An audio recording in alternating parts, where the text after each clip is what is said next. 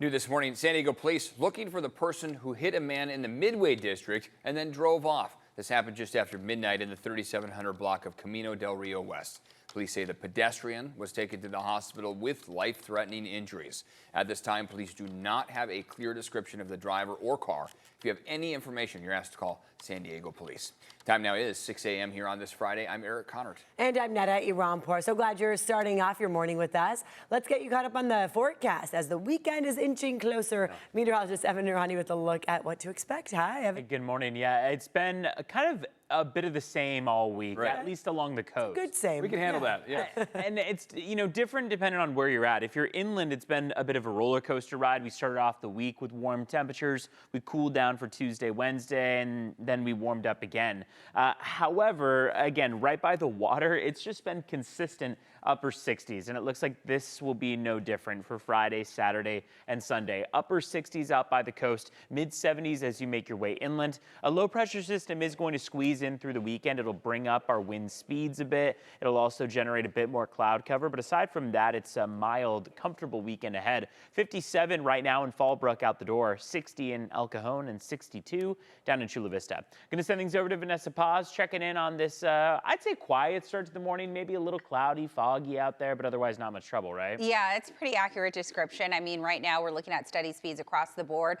It's a really nice drive if you're making your way out of the downtown neighborhood, headed northbound towards Mission Bay. This is the 5 North coming at your screen as you head towards Old Town Avenue. This is a little more north on the 15 in both directions. This is right at Villa Rancho as you exit Escondido, headed southbound or northbound, either towards Rancho Penasquitos, Rancho Bernardo, and then this is the 5 in both directions, right side of your screen, is some of the congestion that you can now see as folks make their way toward the mile of cars.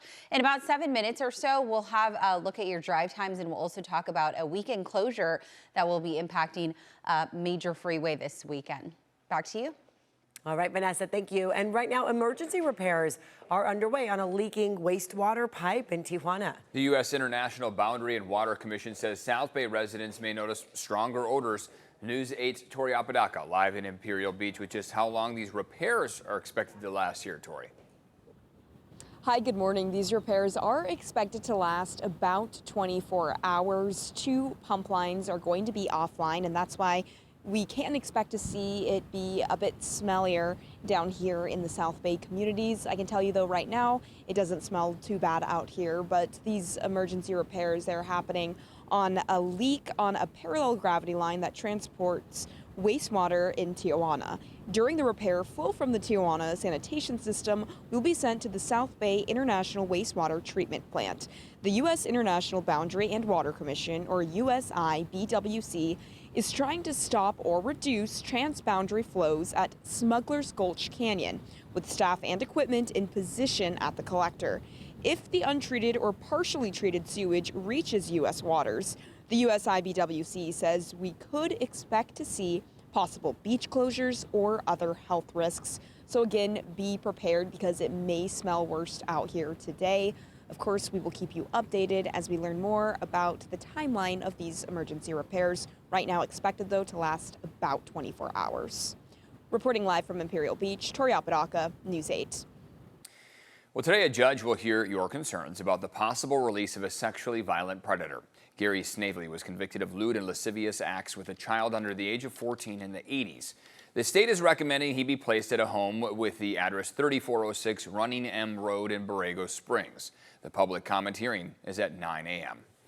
And this morning, reaction is pouring in to Governor Gavin Newsom's final budget proposal. Yeah, Newsom claims the state's economy remains the strongest in the nation. News 8's Chris Groh live here in studio to give us a reaction from local leaders and what's in this budget. Chris, good morning. Yeah, look, a lot of reaction from a lot of parties that are going to be impacted by this. Not everybody happy, but the governor was touting this as a balanced budget. In fact, if passed, this would be the largest budget in state history, totaling $349.9 billion. Let's hear from the governor. Just trying to get out of Dodge and enjoy 6 months of the next governor saying, well, I left you a balanced budget. This is a balanced budget structurally for the next 18 months after I'm gone. Yeah, so you hear there, the governor claiming it's a balanced budget for this year and next. In fact, there's a projected surplus for next year. So how did we get here compared to January?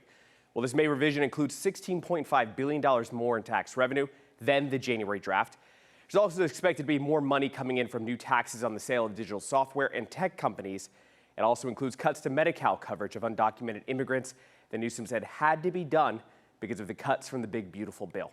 It does include increased funding for special education, about $2.4 billion, a contribution to rainy day reserve funds, a tax cut for small businesses, but some are taking issue, including San Diego Unified, who had this to say, quote, as the governor and legislature negotiate the final state budget, we will continue to advocate to protect the meaningful investments that are being considered, and most of all, to fully fund Proposition 98, our resilience and determination to keep our students' success as the focus of all we do will help us overcome the outcome of the May revise. Now, of course, the budget still has to be passed by the state legislature.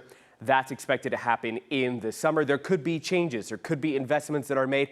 It's not necessarily all buttoned up just yet. But of course, we'll jump into a little bit more of other reaction, including from the mayor here in the next half hour. Guys? All right, thank you very much, Chris, for that. And now a paratransit driver strike could disrupt service through the weekend, but their union is hopeful an agreement could be reached soon. The drivers work for TransDev, the company that runs paratransit and mini bus services for MTS. The union rep is apologizing to riders for the gaps in service, but says drivers need to stand up for themselves. Also have to take the time and say, we have to be respected and recognized for the work that we do.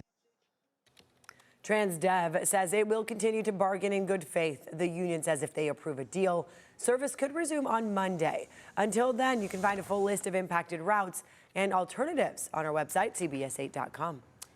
A little cloud cover to start things off here, but looking like it's going to be a nice Friday heading into that weekend here. I think it'll be a great one. Yeah, overcast skies. Those are almost unavoidable each morning. Right. But by mid-morning, afternoon, we've been able to see the sun peek out almost every day this week with the exception of Tuesday. Tuesday, those clouds hung on just like this for almost the entirety of the day. All of these models show that by the time we get to 8, 9, 10 a.m., we're going to be yielding plenty of sunshine. Onshore flow continues, those arrows all pointing toward the coast, which means that the coastline is going to stay in the 60s, though, along the way. That's why you see here Coronado, Imperial Beach, 66 this afternoon, La Jolla and PB going for 64. You make your way east to the 5 and we jump into the 70s. Santee, El Cajon, 73 degrees. Same goes as you make your way up to North County. RB looking at a high of 73. San Marcos, 68. Some of our inland valleys, our more western valleys, are going to rest in the upper 60s today, which again is a few degrees shy of average. So we're already starting to kind of see the influence of that low pressure system.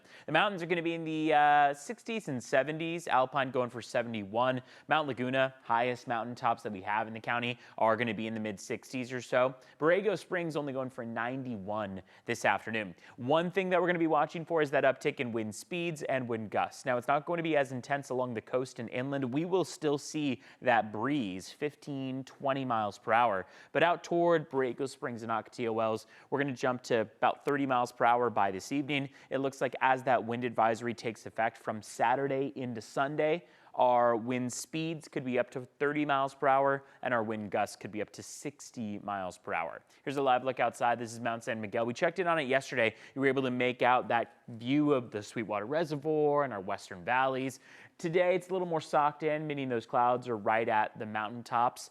When we look at the 5-day forecast, the low pressure system sinking in over the weekend is going to give us a little bit of a cooler stretch for today through Sunday, with the coolest day coming on Sunday.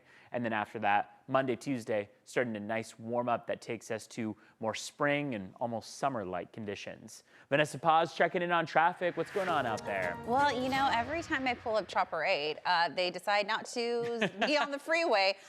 They're near Choias View. I'm not sure if they were trying to zoom in onto where the city broke ground on that new park.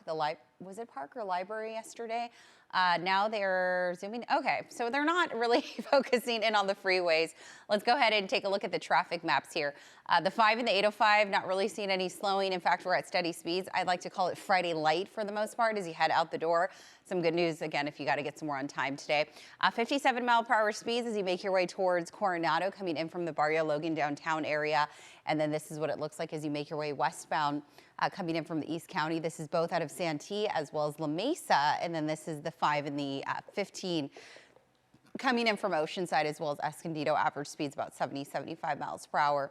Plenty of travel times. We're in pretty good shape. About a 10 to 15 minute ride in from the 5, the 15, as well as the 78. And if you're traveling in from the East County headed westbound this morning, you're looking at full freeway speeds for the most part, 70, 75 miles per hour. Just a reminder, they will be doing pavement work this weekend, Saturday for half of the day on the 163 northbound. Last weekend it was on the southbound end. This weekend it'll be the 163 north that is shut down between the 5 and the 8. And that's from 3 a.m. tomorrow early morning all the way through tomorrow afternoon. So that could cause congestion if you're making your way northbound, especially in from National City and Chula Vista on the 5. So just make sure that you're planning ahead. Of course, you can opt for the 805 or you could take the 5 north all the way up to get back onto the 8. But the 163, that's already usually a headache as you make your way towards that interchange, and that's likely going to cause additional slowing. So keep that in mind. All right, quick look at travel times coming in from the South Bay, 10 to 15 on the 5 and the 805. Full span of the Coronado Bridge under 5 minutes at last check. Netta. All right, Vanessa, thank you. Still ahead here, a 5th Californian may have been exposed to hantavirus. Plus, an unexpected find after a police pursuit ends in a crash. And these teens stopped to help a man who they thought was having car trouble. How this turned into a life-changing moment.